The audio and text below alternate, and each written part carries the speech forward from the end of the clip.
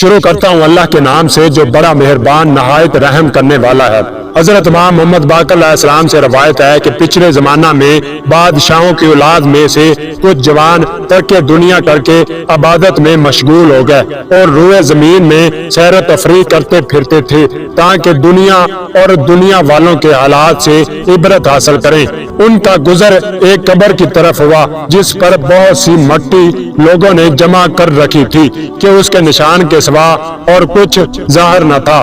انہوں نے آپس میں صلاح کی کہ آؤ خدا سے دعا کریں شاید وہ اس صاحب قبر کو زندہ کر دے تاکہ اس سے ہم یہ معلوم کریں کہ انہوں نے موت کا مزہ کیسا پایا ہے۔ پھر یوں مناجات کی کہ اے ہمارے پالنے والے، تو ہی ہمارا مالک و خالق ہے، تیرے سوا کوئی خدا نہیں، تو چیزوں کا پیدا کرنے والا ہے اور ہمیشہ باقی رہنے والا ہے، تجھ کو فنا نہیں، تو کسی شے سے غافل نہیں ہوتا اور زندہ ہے کہ جس کو کبھی موت نہیں۔ تو ہر روز بندوں کے کسی نہ کسی کام، تقدیر اور تدبیر میں مشغول رہتا ہے اور ہر چیز کو تو جانتا ہے بغیر اس کے کہ کسی نے تجھ کو بتایا اور سکھایا ہو۔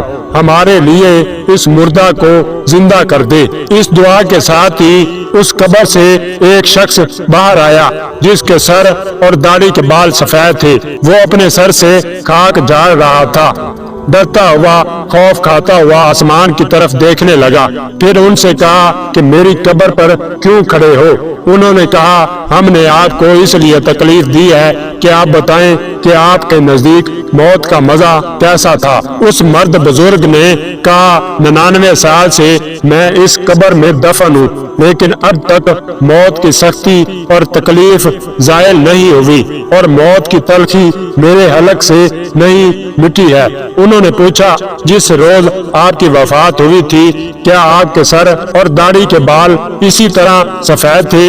اس نے کہا نہیں، بلکہ ابھی جبکہ ایک آواز میں نے سنی کہ باہر آؤ اور میری تمام بوسیدہ ہڈیاں ایک دوسرے سے متصل ہوئی اور میں زندہ ہوا تو اس دہشت اور خوف سے کہ شاید قیامت برپا ہو گئی ہے، اسی لیے میرے بال سفید ہو گئے اور میری آنکھیں یوں ہی کھلی کی کھلی رہ گئی۔ تو دوستو ان واقعات سے ہمیں عبرت حاصل کرنا چاہیے۔ اللہ تعالی ہم سب کو نیک اعمال کرنے کی توفیق عطا فرمائے، آمین۔